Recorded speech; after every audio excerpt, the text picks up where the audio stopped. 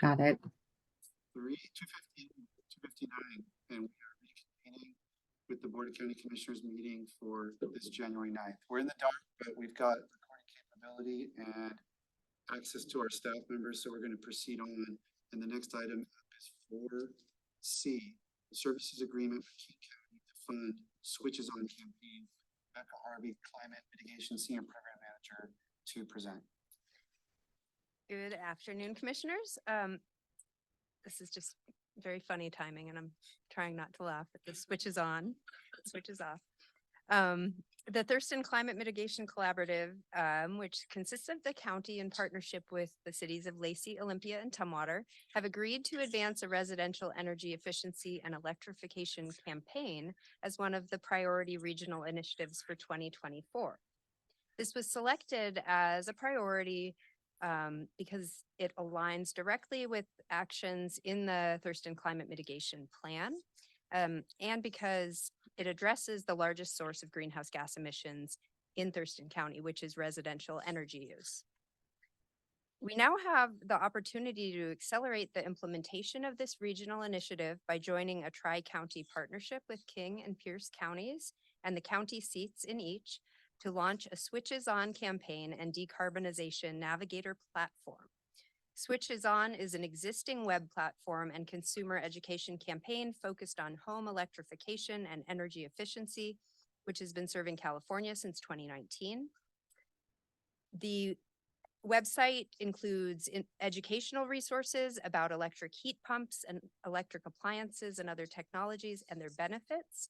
And it also includes tools such as an incentive finder and a contractor finder. And actually, to address Mr. Kurtz's comment earlier, it will include a list of vetted contractors. So we're excited to get this online and work with our partners in these other jurisdictions, because pooling funds together to launch this pilot, the counties and cities will be able to deliver a regionally consistent educational platform of higher quality than each could afford individually. And the platform will be flexible and allow for the addition of local features as we continue to build our local incentive and outreach campaign and add additional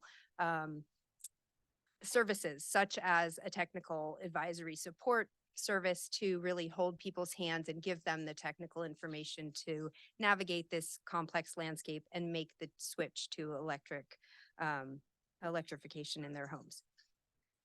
So the King County has agreed to contract with the consultant to deliver this pilot campaign, and per the attached services agreement, Thurston County will contribute $25,000 towards the total pilot cost of $225,000.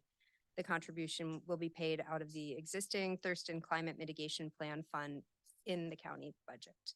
So I'm here today to request the board consider a motion to approve the services agreement between Thurston County and King County to fund the services regarding a Switches On campaign and decarbonization navigator platform. I'll take any questions you have. Thanks. Rebecca. Just quickly, sir. I don't want to, well, first of all, I'd like to say we're in the dark, not because of a ground. We're in the dark because of a storm. And the darkness kicked in shortly after Commissioner Menzer took over. But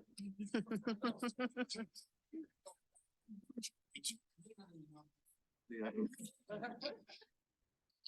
like to point out that when we went over our agenda setting this morning, I did bring up around, it was about 9:15, about the concern that a constituent had brought to my attention concerning that if we cut back on gas usage, natural gas for an example, and go to electric, we might be forced towards a brownout easier if we are not every bit as concerned about increasing our productivity on electricity.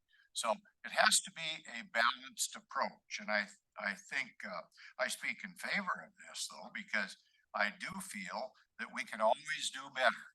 But as we move forward, I would like to make sure that we have the opportunity in place to make sure we have a balanced approach of maybe decreasing one, increasing the other. And that was the concern that my constituent brought forward.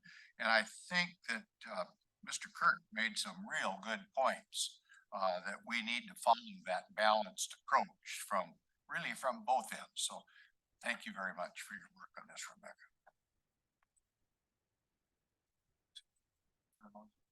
I move to approve services agreement between Thurston County and King County to fund services regarding a Switches On campaign and decarbonization navigator platform for amount not to exceed $25,000 and authorize the county manager to execute the agreement and amendments that do not exceed 10%. Second. Motion's been made and seconded to approve a services agreement for the Switches On campaign. Any discussion? Hearing none, all in favor, say aye. Aye. Any opposed? Motion carries unanimously. Thank you, Rebecca. Thank you. Bring us to item 5A, Central Services Contract Award for Voter Registration Center Project 25631. Rick Thomas, Capital Projects Planning Manager. Good afternoon, Rick. Good afternoon, Commissioners. I appreciate the opportunity this afternoon. We need to remodel Building 3 at the Mottman Complex located at 2915 29th Avenue Southwest in Tumwater to provide secure space for the Auditor's Office Voters Registration Services Center. The Auditor's Elections Voter Registration operation needs approximately 10,000 square feet of space with upgraded security measures to ensure election integrity while providing more efficient customer service. The new area will provide about 7,500 square feet of office space, which includes a public service counter with up to 13 stations. There is an additional 2,500 square feet designated for seasonal support during the actual election events. The project will be funded with ARPA interest, Mottman Building rent, Central Services Building reserves, and 2 security grants. The engineer's estimate for the construction contract is in the range of $2 million. However, we received 11 construction bids in December with a low bid of $1,581,500. This project is in the 2023 to 28 capital improvement plan and is aligned with the county's strategic plan initiative 16, provide safe, secure, accessible, and functional facilities to effectively house county services and associated workforce. We'd like to recommend the action for the board to move forward for the award of this particular contract.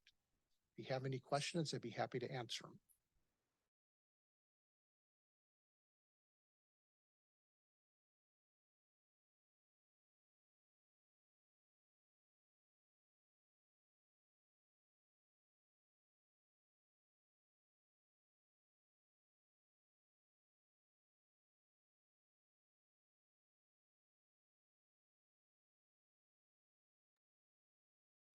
For those of you still on the Zoom call,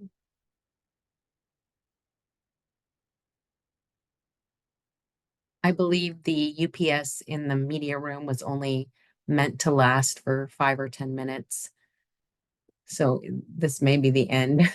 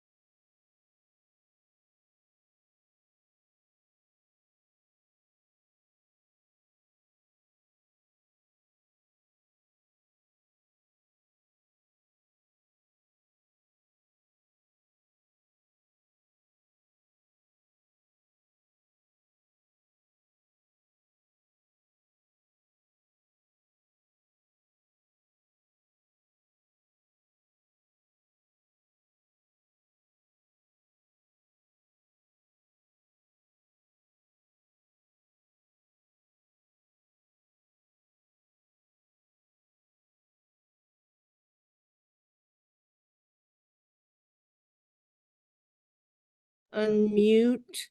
Shaylin, can you still hear me? Yes. I can't hear you now, so I'm gonna fix my volume. Go ahead. Can you hear me now? Can you hear her? So let's go to 9B, public. Community grant awards, Shaylin Sauer, data analyst, head of our treatment sales tax program, to present information about this item 9B. Go ahead, Shaylin. Thanks, Robin. Hello, commissioners. My name is Shaylin Sowers from Treatment Sales Tax. As you know, treatment sales tax is a 0.1% sales tax collected here in Thurston County, and it increases funding for mental health and substance use programs and services. A request for proposals was released in October for TST community grant funding for the period of January 1st, 2024 through December 31st, 2025. This RFP is released every 1 to 2 years and is intended to invite proposals from community-based agencies for new and enhanced programs and services for individuals with behavioral health needs.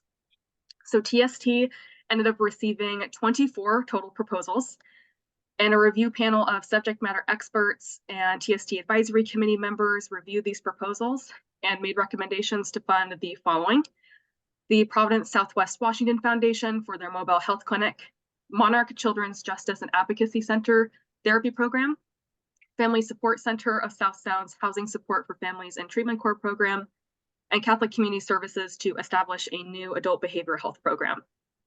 The board was briefed on their recommendations on November 29th, and after additional discussion on December 12th, the board provided directive to develop grant contracts with the following 3 agencies: Providence Mobile Health Clinic, so about $125,000 in 2024 and $129,000 in 2025.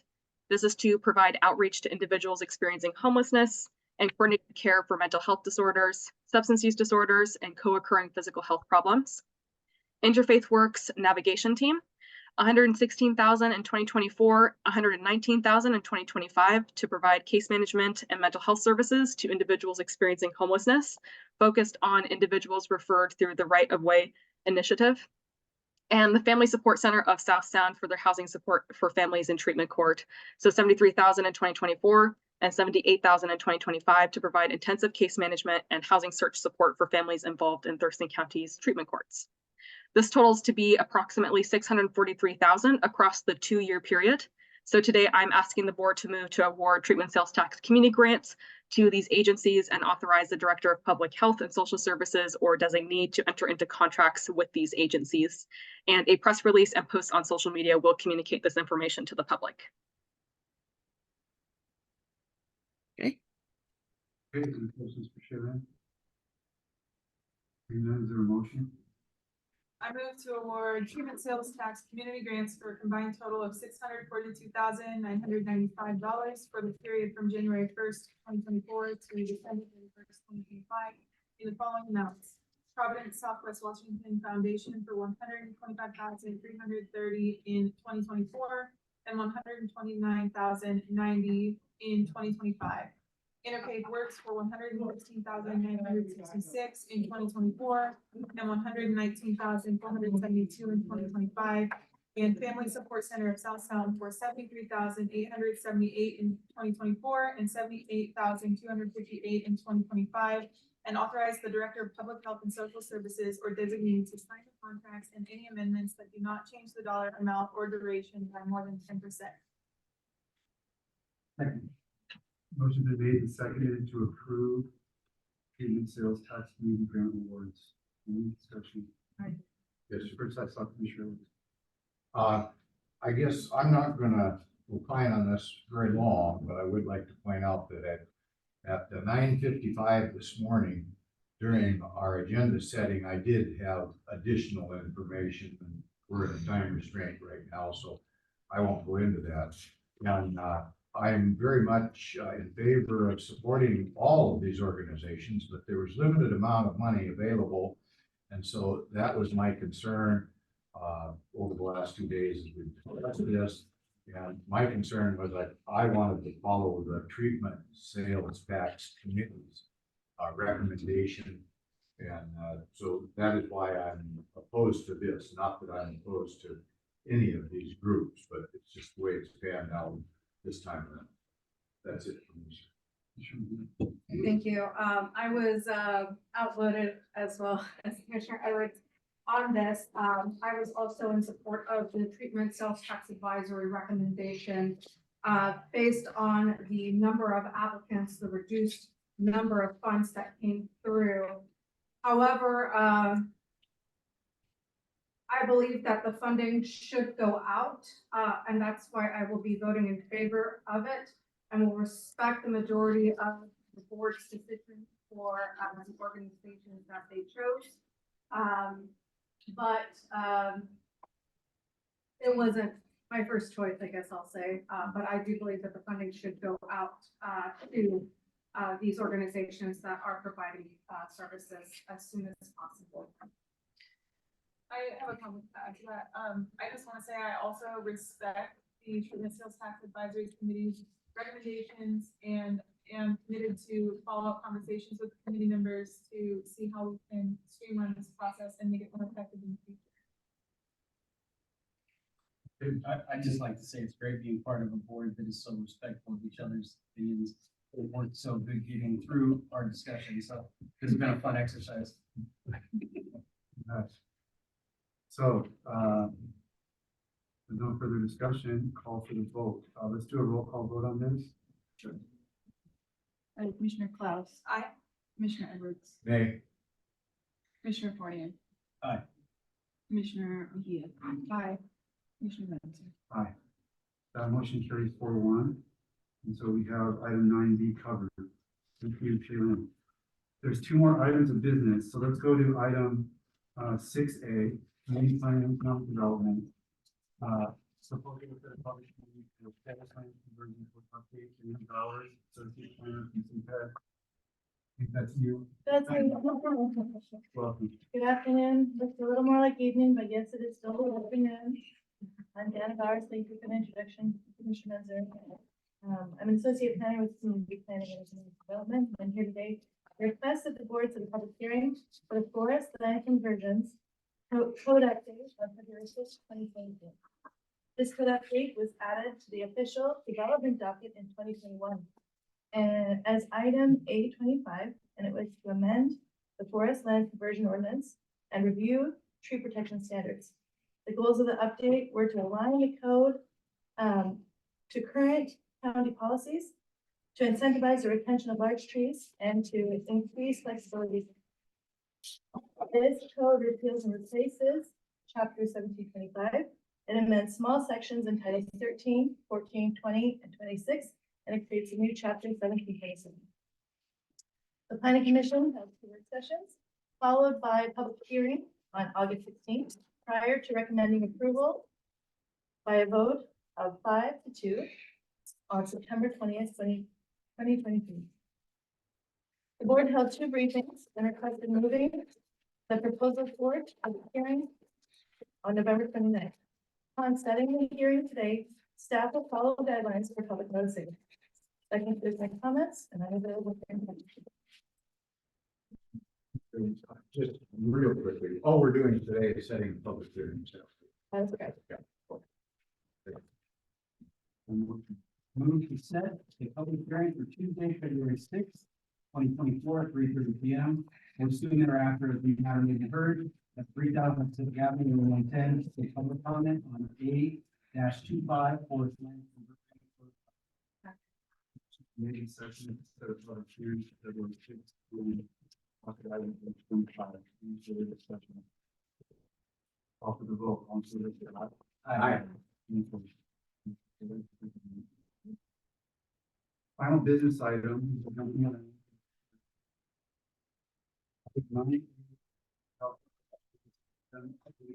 Amendment 1 of the developmental disability.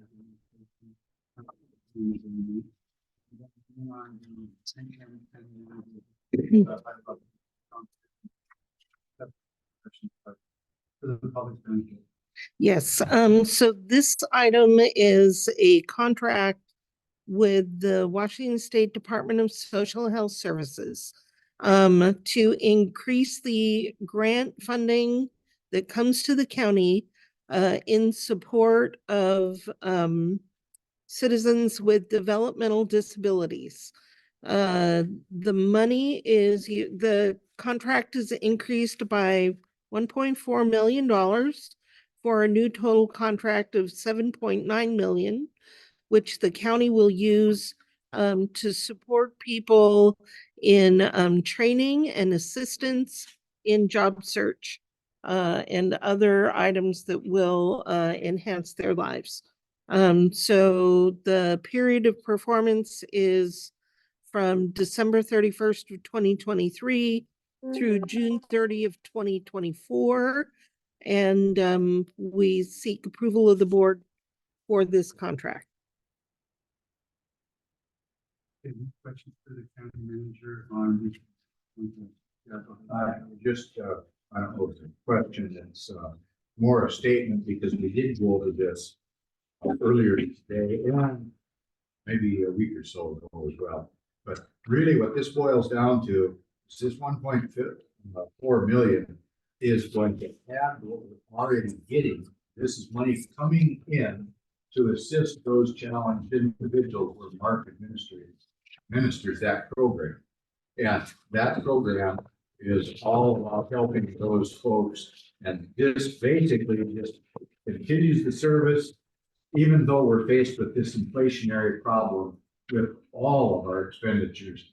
This amount of money covers that, so we can continue the program, and give those needed folks for the service. Motion. Move to approve amendment number 1 in the Developmental Disabilities Administration County Program Agreement number 236348133 for the revised $70,917,004 for the period of December 31st, 2023 through June 30th, 2024, and authorize the Director of Public Health and Social Services to sign this agreement with future amendments that do not change this approved dollar amount or duration by more than 10%. Second. Motion been made and seconded to approve the Development of Disabilities Administration agreement. Any discussion on this motion? And then we'll call for the vote. All in favor, say aye. Aye. That's unanimous. Now, Commissioner Fournier just brought to my attention that my agenda, one of the revised agendas, skip item, does not have an item 7. Morning with emergency services. We put it on. We put it on consent. Yeah, that was moved to consent. That's not a problem. So we have covered all the business then. Well. Yeah, Which I did. is, Commissioners reporting on the work session.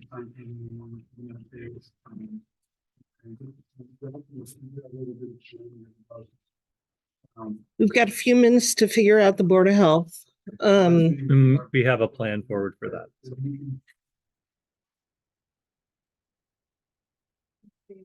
Reports for the planning session.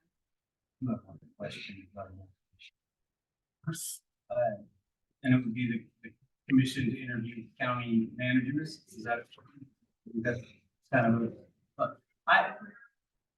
I was out of 30 applicants, I was hoping for 6 interviewing. And we're only interviewing 4. That just seems like that number doesn't feel good to me.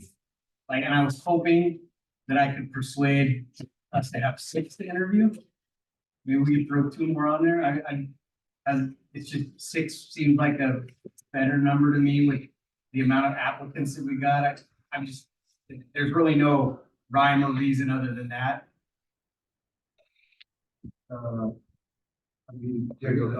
My only comment that, in all respect, it gets kind of complicated. The more that we have, I noticed that some of those 20-some, I think, applications that we had, I mean, one of them thought he was going to work in a box warehouse somewhere. Yeah, that one's an easy one to eliminate. That was easy to eliminate. You wanted to be a supervisor or something. So we had this spectrum of applications from way over here way over here. And, I have no interest to expand it, but I do respect your position on doing so. And I would entertain if the group wanted to nominate a couple off that list, add them to it, we could discuss that, but kind of right now, we're kind of in a bad situation. We got until the 26th. Yeah. I'll just say that because I was on the subcommittee with Commissioner Klaus, and so sometimes what we do is we look for natural breaks in the grouping, like we scored everybody based on this, we had 7. And so we laid them out, and where there was like a natural break, you know, you're like, okay, well, everybody liked these 4, so let's do that. Or, you know, we didn't start out with a set number, but it seemed like there was 4 that everybody wanted to talk to.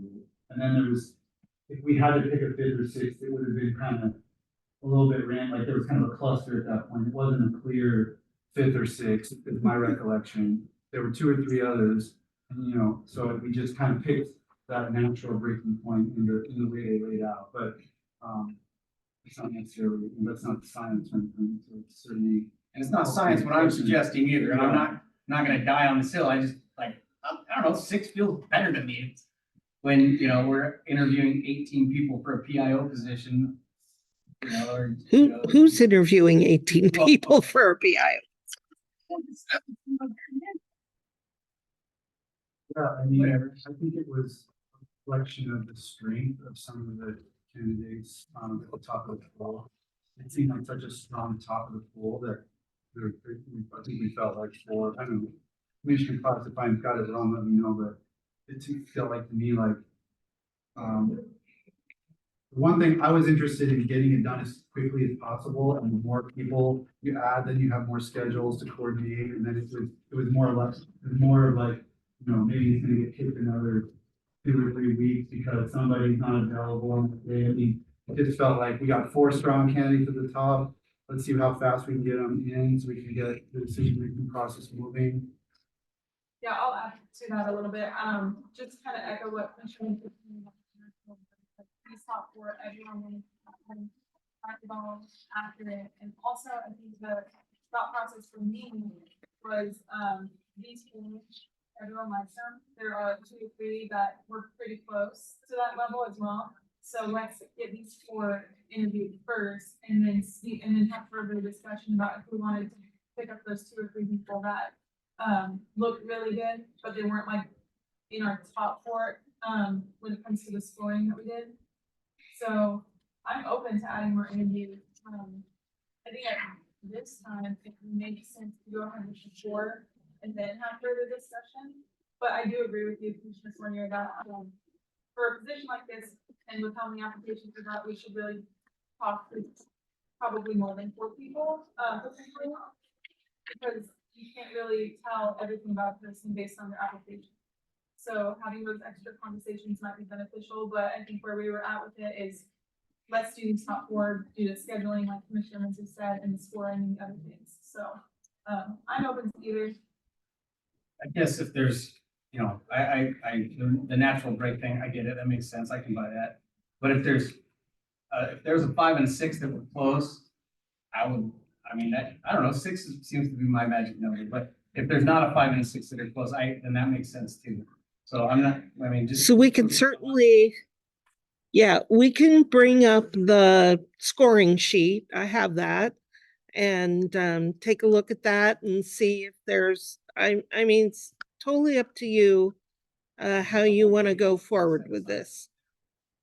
They're gonna do one thing, and another thing is that it's not gonna be like Board of Health where they get 12 minutes, like they're gonna do. Right, these are full hour interviews.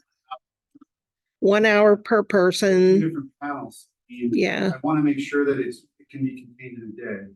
I don't mind to work longer that day, but I don't. It should be a 1 day. Yeah. And then why don't we ask the county manager to look at the scoring sheet, and if there was a clear next person in that, I wouldn't be opposed to extending the invitation if the timing looks like it could fit within our day I'll schedule. compromise 5. Yeah. 5 makes me happier. Well, That's my favorite number. I think that the scoring committee did identify if there were a 5th one, it would be a particular person. So I think that we could certainly take a look and see if they're still interested. Okay. Sounds like you Will do. You wanted to put off our, well, okay, I think that that makes sense for a lot of committee reports. I just wanted to, sometimes this is a public meeting and if there's something that the board member wanted to say in this public setting, I just want to give that opportunity. We'll provide an opportunity at the planning session to show and get community stuff, but you want to talk about internally. Is there something external? Anything? I'm gonna mention one thing. I've had a very complicated thing brought to my attention about the Yelm Cemetery District and its operation. I'm just gonna let it go at that because there's probably more to come. Elizabeth is looking at if we may have any involvement or not in that particular activity. So just in case you hear anything. Okay. And for me, I just want to say that if I were doing my report, which is really long because we haven't had a meeting in a little bit, but a lot of it relates to the DNR decisions related to capital search warrants. One of the things I would be able to do is tours, which is an area that's probably next on the chopping block. And I'd like to talk to the board about that in the future section. Just let the public know I'm working on these. Yeah, go ahead. Thank you. I have one thing to mention publicly. This morning we were briefed on a homeless update, regarding the next campaign here, pursuant to the right of way. I just want to state for the record that I plan on following up with the proper point of contact, regarding the folks who are not on the by name list from 2 years ago and where they will be going. I think that it's wrong to displace people without a backup plan especially based on a list that was created 2 years ago. I'm in the process of kind of asking around to figure out who is responsible for placing folks in Maple Court. So if anybody knows who I can talk to, that'd be good information for me to have. That's all I have. Okay, that means that we are now at 3:41.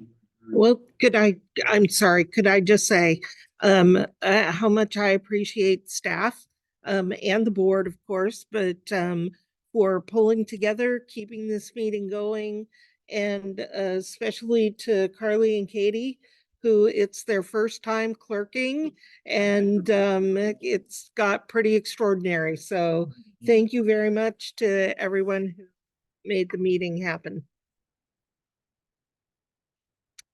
Yes. The Board of Health, we will be old school as well. We will probably meet out in the atrium, so we have a little bit more light. There are a couple of items that are important that we do today. One specifically being the meeting resolution, which would then set the meeting time from here on out. That's important to get done today, along with the chair and vice chair. So it could be a very short meeting, but I think it's important that we still conduct it. Okay, then we will be adjourned and the meeting Board of Health.